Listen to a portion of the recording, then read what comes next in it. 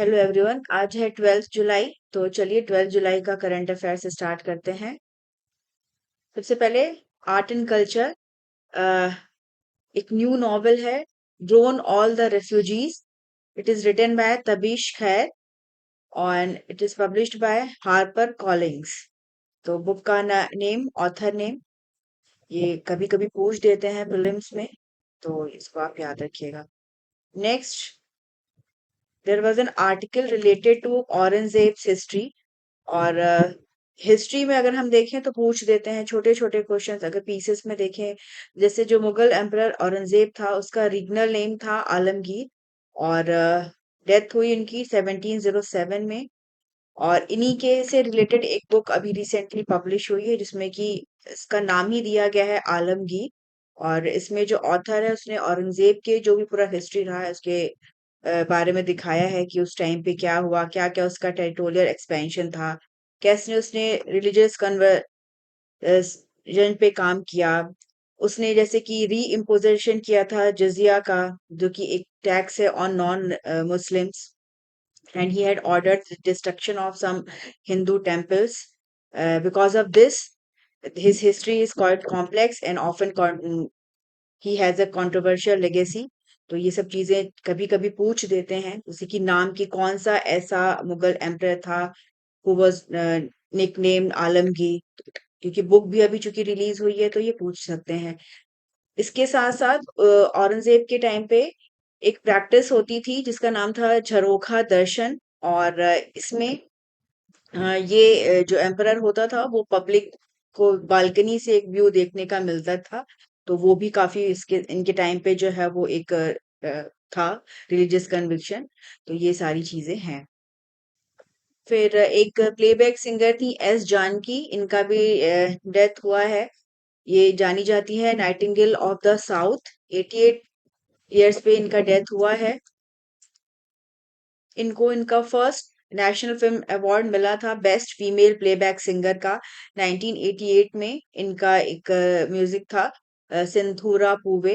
और she was awarded Padma Bhushan in 2013। She has a versatile voice that made her one of India's most celebrated singers. और इनका जो career था वो almost 6 decade तक का रहा। और इन्होंने 48,000 सॉन्ग्स को जो है वो गाया वेरियस इंडियन लैंग्वेजेस में, इंक्लूडिंग तमिल, तेलुगु, मलयालम, कन्नड़, हिंदी। और फॉरेन लैंग्वेजेस में भी इनके जो है वो गाने हैं। तो इनका कल निधन हुआ है। नेक्स्ट, मेमोरेंडम ऑफ अरेंजमेंट ये साइन हुआ है for the development of national maritime heritage complex at Lothal, Gujarat. ये साइन हुआ है बिटवीन द NHMC सोसाइटी और न्यूजीलैंड मैरीटाइम म्यूजियम के बीच में। NMHC इसे डेवलप करता है ministry of ports, shipping and waterways. और इसको इन्विजन किया गया है as a world class institution, जहाँ पे इंडिया का रिच मैरीटाइम हिस्ट्री से जो रिलेटेड चीजें हैं, जो शिप बिल्डिंग ट्रेडिशन रहा है, उसको दिखाया जाएगा कि लास्ट 45 ईयर्स में पूरा क्या हिस्ट्री जो है वो रहा है। और ये जो पार्टनरशिप हुआ है with New Zealand maritime museum, it involves knowledge exchange in curatorial practices, conservation techniques, and the development of interactive exhibits. Uh, NMHC project includes several key features in which museum building, galleries, dedication to different eras of Indian maritime history. There will be a lighthouse museum, a maritime research institute, and a theme park. And the collaboration with New Zealand is part of a broader strategy to establish international linkages with leading maritime museums and institutions worldwide. So this news is important for your examination, that where this kind of complex is going to build and in which country India has collaborated. Next है geography related, typhoon Bavi. इसका काफी impact देखने को मिल रहा है in East Asia. Typhoon Bavi has move through East China Sea and strong winds and heavy rains are reported in Japan's southern islands, while Taiwan and eastern China are preparing for its landfall.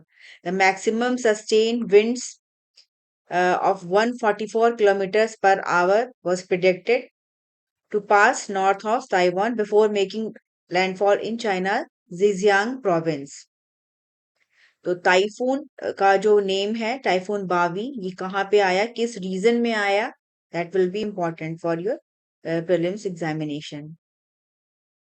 Next news is regarding world population day. Yesterday 11 July 11 जुलाई को we celebrate national world population day.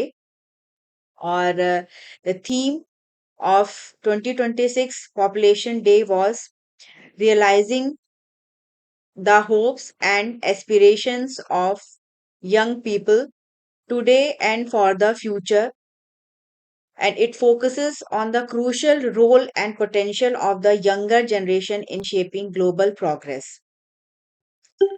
जो world population day है, ये एक reminder होता है to confront population related issues, मतलब देखा जाता है और कोशिश की जाती है कि we will together work for sustainable future for all.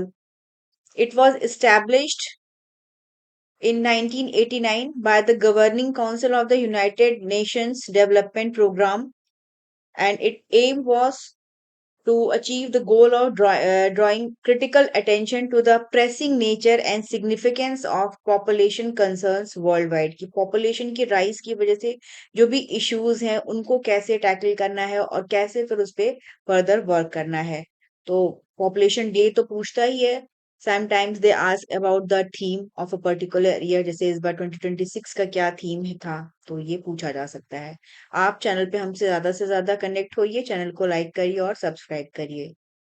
Next, Andhra Pradesh chief minister Chandrababu Naidu launch the Pillalle Sampada children are wealth initiative. और ये इनिशिएटिव लॉन्च हुआ, वर्ल्ड पॉपुलेशन डे प्रोग्राम हुआ विजयवाड़ा में. और ये जो इनिशिएटिव है, it aims to encourage balanced population growth to secure the state's future. जो आंध्र प्रदेश है, यहाँ जो पॉपुलेशन है उसमें डिक्लाइन देखने को मिल रहा है. फर्टिलिटी रेट में काफी डिक्लाइन हुआ है. एजिंग पॉपुलेशन इंक्रीज कर रही है, जैसे कि अदर जो वेस्टर्न कंट्रीज और जैसे जापान वगैरह है, वहां पे जो प्रॉब्लम देखने को हो रही है वही यहाँ पे देखने को मिल रही है. इस वजह से जो आंध्र प्रदेश गवर्नमेंट है, इन्होंने एक नया एक टारगेट किया है कि फर्टिलिटी रेट को इंक्रीज करना है.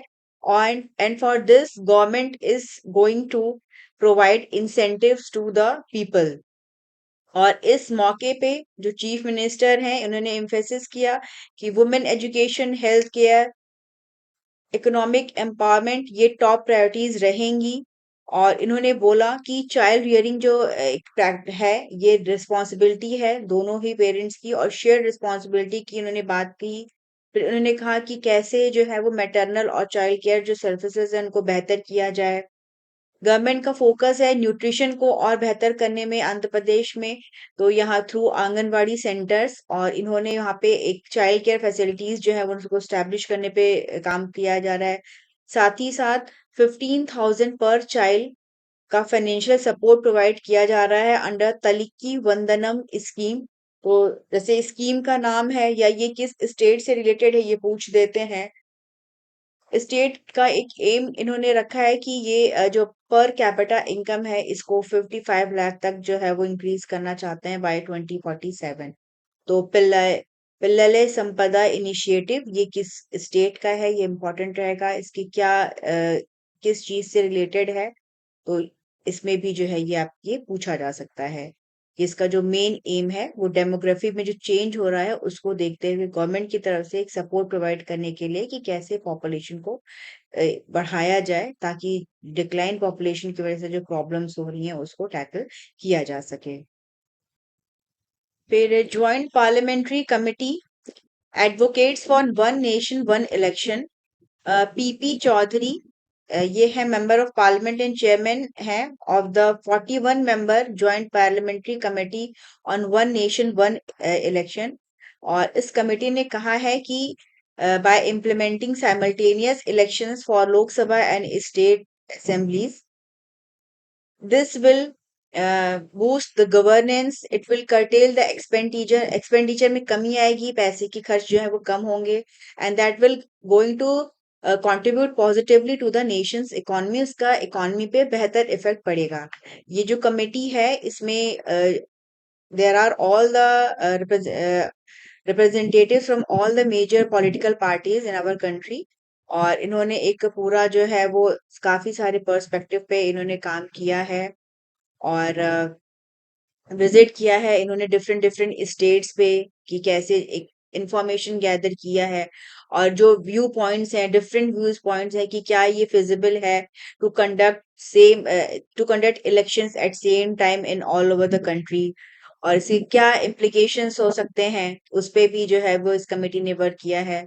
और जैसा कि हमें पता है कि अभी अब मॉनसून सेशन जो है वो स्टार्ट होने वाला है, और इसमें हो सकता है गवर्नमेंट ये जो कमेटी की रिपोर्ट है इसको पार्लियामेंट में रखे, और इस पे जो है वो लोकसभा और राज्यसभा में है हमें आगे डिस्कशंस देखने को मिले।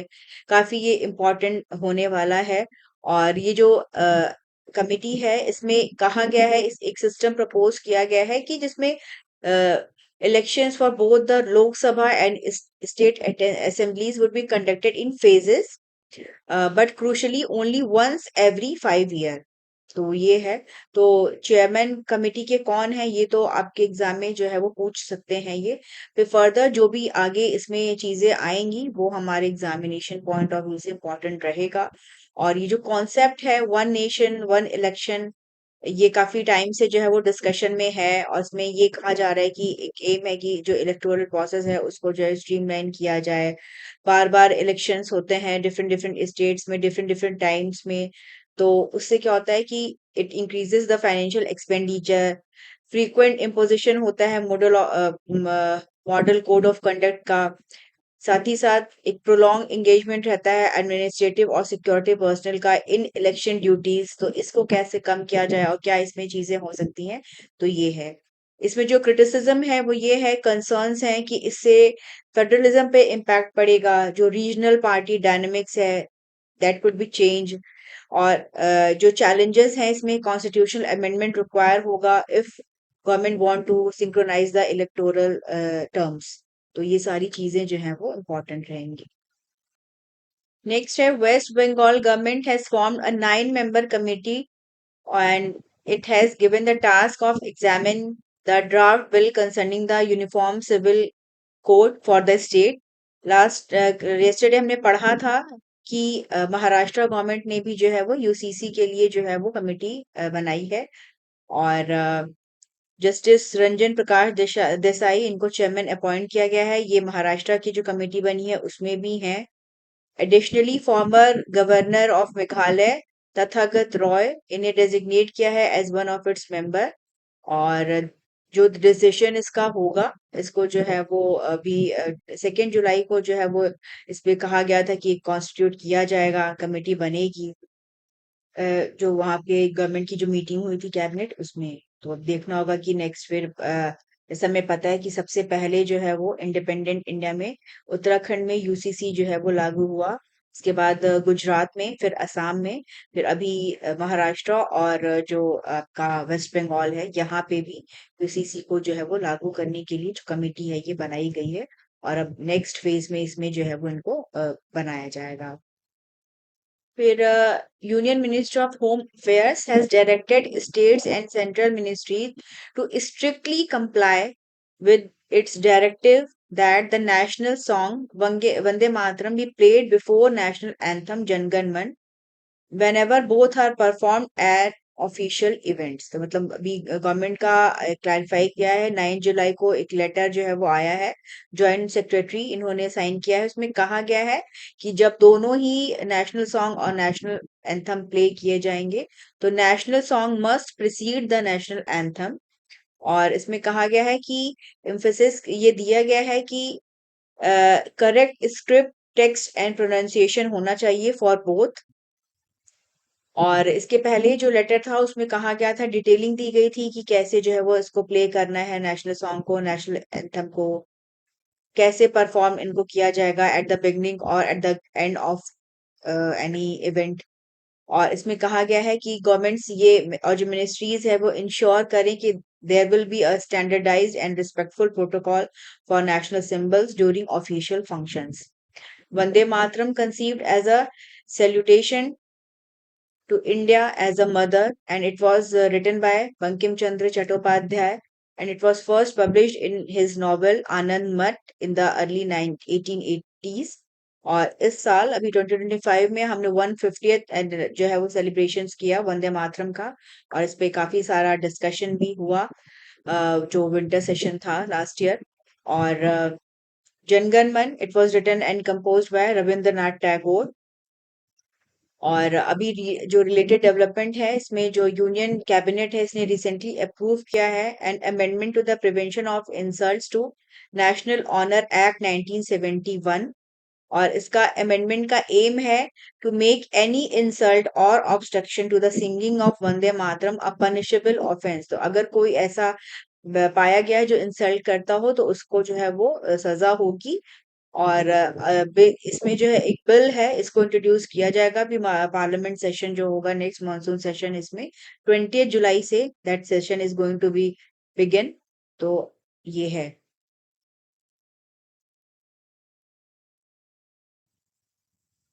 Next, Defense Minister Rajnath Singh commissioned INS Mahendra Giri, that is the sixth indigenous steel frigate under Project 17A into the Eastern Fleet at Vishakhapatnam.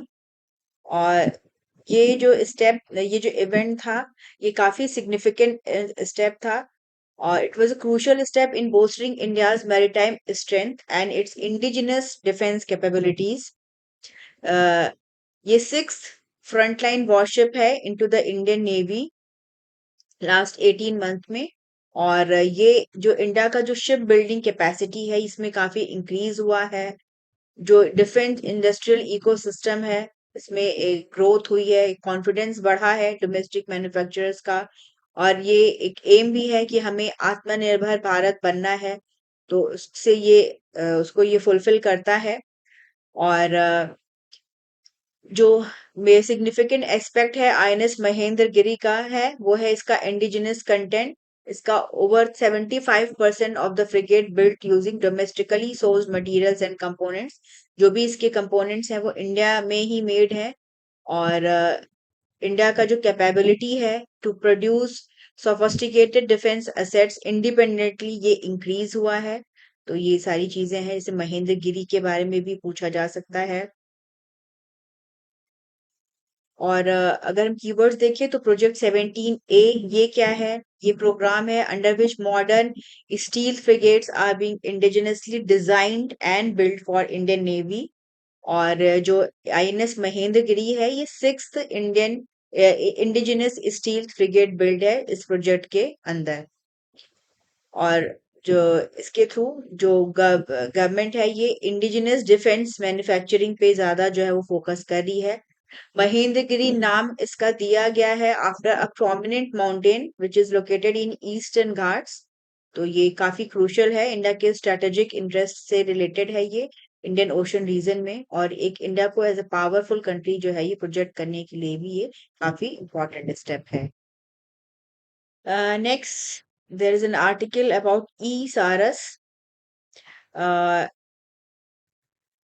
11 years complete हो चुके हैं डिजिटल इंडिया इनिशिएटिव के.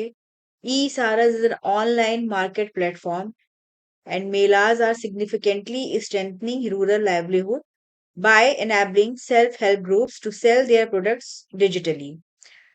Over 8.9 crore self-help group members are now selling their products through online portals, and for more than 1400 products including chips, papad, honey and handicraft items are sold through the e-Saras portal. और ये जो initiative है it's very important for empowering women entrepreneurs and farmer producer organisations. They help them by collecting and marketing their agricultural produce, and it create a new income or opportunities for them. और ये जो एक government का vision है of creating 6 crore lakpatti didis by 2029. इसमें ये जो ई सारस इनिशिएटिव है, it is very helpful, and through this platform digital under Digital India, it is enabling women and rural entrepreneurs to sell their products nationwide. Or women's led self help groups, these are the key pillar of rural economic development under Deen Dayal Antyodaya Yojana, National Rural Livelihood Mission. ठीक है। और अगर हम ई सारस की बात करें तो इसके काफी सारे एग्जाम्पल्स हैं जहाँ पे जो ट्रेडिशनल लोग हैं उनका जो है वो जो सेल्फ हेल्प ग्रुप्स हैं उनका काफी एम्पावरमेंट हुआ है। और इसमें एक एग्जाम्पल है बाय द फलक self help groups from Khurja Uttar Pradesh, that is preserving the traditional GI tag Khurja pottery. So this is important that like in the pieces examination they can ask ke where from which state or from which region Khurja pottery is related, and it is GI tagged also, तो ये important रहेगा। साथ ही साथ ई सारस portal ये तो important है ही। और आफ्टर ज्वाइनिंग द ई सारस पोर्टल जो फलक एसएचजी है, they have been successfully selling its pottery product to customers across India from last 3.5 years. So this portal is quite important, and through this the market accessibility is increasing for the rural producers. Digital India program, it was launched on July 1st, 2015 with the vision of transforming India into a digitally empowered society and knowledge economy. तो ये है ई सारस, आपको पता होना चाहिए। Similarly Deendayal Antyodaya योजना, ये क्या है? It's a flagship poverty alleviation programme of government of India that aimed at promoting self-employment and organization of rural people. तो ये इम्पोर्टेंट रहेगा। फिर नेक्स्ट प्रधानमंत्री नरेंद्र मोदी ये न्यूजीलैंड के अपने दौरे से वापस इंडिया आ गए हैं, और लास्ट उसमें इन्होंने एड्रेस किया large gathering of the Indian diaspora in New Zealand at the Kia Ora Modi event that held in Auckland. और इसमें इन्होंने प्रेज किया कीवी इंडियन कम्युनिटी को as a dynamic force making significant contribution across all spheres of life in New Zealand. साथ ही साथ इन्होंने highlight किया कि 2026 marks 100 years of sporting collaboration between the two nations, and said that both countries are keen to further deepen their sporting ties, कि हम कैसे जो है वो स्पोर्ट का जो टाई है उसको और बेहतर करें। 1926 में इंडिया और न्यूजीलैंड के बीच में हॉकी का गेम जो है वो स्टार्ट हुआ था। साथ ही साथ अब यहाँ पे एक टर्म है माओरी कल्चर, तो ये न्यूजीलैंड का एक कल्चर है। इसे अप्रिशिएट करते हुए उन्होंने कहा कि it's very good and it is known for its inclusive and sustainable approach. और इन्होंने कहा कि इंडिया भी जो है it is also pursuing a development path that combines rich heritage with modern growth, कि कैसे हम जो हेरिटेज है और जो मॉडर्न ग्रोथ है उसमें एक उसको कंबाइन करके और बेहतर तरीके से ग्रोथ जो है वो कर सकते हैं। फिर इसके अलावा और कई सारे अग्रीमेंट्स हुए बिटवीन दो बोथ द कंट्रीज। और जैसे जो की स्ट्रेटेजिक एग्रीमेंट्स है, it includes memorandum of arrangement on maritime corporation between the Indian Ministry of Defense and New Zealand Defense Force. Also, implementation agreement concerning cooperation in hydrography and nautical cartography, and arrangement for mutual logistic support between both the countries. Additionally, joint working group on counter-terrorism was established to enhance security collaboration. इसके अलावा memorandum of cooperation was signed between India's National Disaster Management Authority and New Zealand's National Emergency Management Agency. A notable target इसको set किया गया to double bilateral trade with New Zealand to New Zealand $7 billion, that is approximately 35,000 crore rupees by 2030.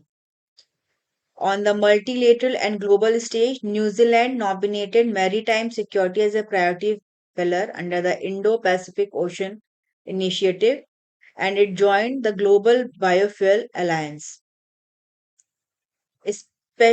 Specific initiatives were also launched, including the Kiwi Fruit Action Plan and the establishment of centers of excellence for kiwi fruit in Nagaland and Uttarakhand. तो जैसे ये centres of excellence बन रहेंगे नागालैंड उत्तराखंड में, ये पूछा जा सकता है, इंपॉर्टेंट रहेगा. Further, MOU signed between National Center for Polar and Ocean Research, Goa, and University of Canterbury, as well as an MOU on between the National Institute of Food Technology, Kunli, and Massey University, New Zealand. तो India और New Zealand के बीच में जो bilateral relationship है ये steadily expand कर रहा है. ट्रेड सिक्योरिटी कॉपरेशन जो है वो एक की पिलर्स है, इस पे वर्क काफी जो है वो चल रहा है. इसको और फर्दर कॉपरेशन को बूस्ट किया जाएगा. दोनों ही कंट्रीज के बीच में ये पैक्ट जो है वो हुआ था. और अगर हम बात करें जैसे कि इसमें ग्लोबल बायोफ्यूल अलायंस की, तो it was launch during the India's G20 presidency in 2023 to accelerate the global transition to sustainable biofuels. और जो इंडिया है यहाँ पे कीवी फ्रूट के कल्टीवेशन को काफी इंक्रीज किया करने पे जो है वो फोकस कर रही है गवर्नमेंट. तो ये जो भी इनिशिएटिव्स हैं ये पूछे जा सकते हैं. जैसे ये यूपीएससी के लिए भी इम्पोर्टेंट रहेगा कि like they will ask in the prelims about the global biofuel alliance. ठीक है.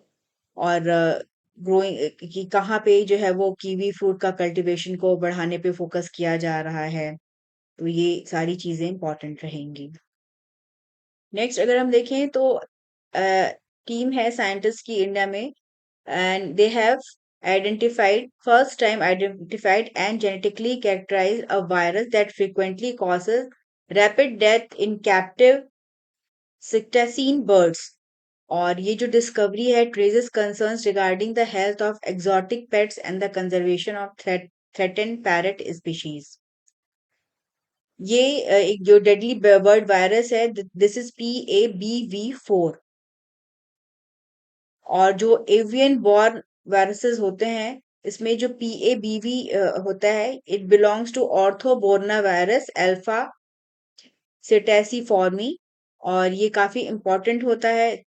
इसका वेटनरी इंपॉर्टेंस काफी होता है और इससे जो है एक थ्रेट पोज करता है ये जो भी बर्ड स्पीशीज होती हैं इनमें. तो इसके जो ये जो डिसऑर्डर्स होते हैं, पेटासीन डिजीज डिसऑर्डर्स, इसको जो है वो 2008 में जो है वो इसकी इनिशियल डिस्कवरी हुआ था. ग्लोबली रिपोर्ट किया गया था अबाउट द स्ट्रेन. और फिर इसके जेनेटिक एनालिसिस पूरा की गई. इसके सैंपल्स को डिफरेंट डिफरेंट कंट्रीज से जो है वो कलेक्ट किया गया, आइडेंटिफाई किया गया डिफरेंट कंट्रीज में, like Canada, Israel, Japan, south Korea and US. तो इसका जो वायरस है ये इंडिया में भी इसको रिसर्चर्स ने फाइंड आउट किया है. तो अब अगर जैसे कि PABV पूछ दे कि is related to, it is an avian borne virus. It is a type of virus belonging to orthobornavirus genus. और ये काफी जो है वो एक सिग्निफिकेंट थ्रेट जो है वो पोज करता है एग्रीकल्चर में, मतलब बर्ड्स को के लिए जो काफी जो है ये इससे जो है वो प्रॉब्लम होती है. तो ये आप इसको ध्यान रखिएगा. फिर विंबलडन चल रहा है. तो विंबलडन में लिंदा नोस्कोवा, इन्होंने विंबलडन वुमेन सिंगल टाइटल ये जीता है. और ये जो मैच था इसमें इन्होंने कैरोलिना मुकोवा, इन्होंने जो है वो डिफीट किया. एक कॉन्टेस्ट हुआ इनके बीच 6-2, 5-7, 6-3 से. तो ये विंबलडन चैंपियनशिप मतलब पूछ देता है कि कौन जो है वो विनर रहा, मेंस का, वुमेन का या डबल का. तो ये सब जो है वो इम्पोर्टेंट रहता है. विंबलडन ऑफिशियली इसको कहते हैं द चैंपियनशिप्स. ये ओल्डेस्ट टेनिस टूर्नामेंट है वर्ल्ड का और ये काफी प्रेस्टिजियस टूर्नामेंट माना जाता है. ये all England club Wimbledon London में होता चला आया है 1877 से. जो this tournament is one of the 4 grand slams. ये कई बार पूछा जा चुका है. There are total 4 grand slams: Australian open, French open, US open and Wimbledon. तो इसमें ये सीरीज से होते हैं. सबसे पहले ऑस्ट्रेलियन ओपन होता है, then French open, then Wimbledon, last में US ओपन होता है. और विंबलडन जो है ये ग्रास कोर्ट पे खेला जाता है और इसका एक स्ट्रिक्ट ड्रेस कोड होता है फॉर प्लेयर्स और इनको वो ऑल वाइट अटायर जो है वो वेयर करना होता है। तो विंबलडन के बारे में भी अक्सर पूछ दिया जाता है, तो ये आपके लिए इम्पोर्टेंट रहेगा।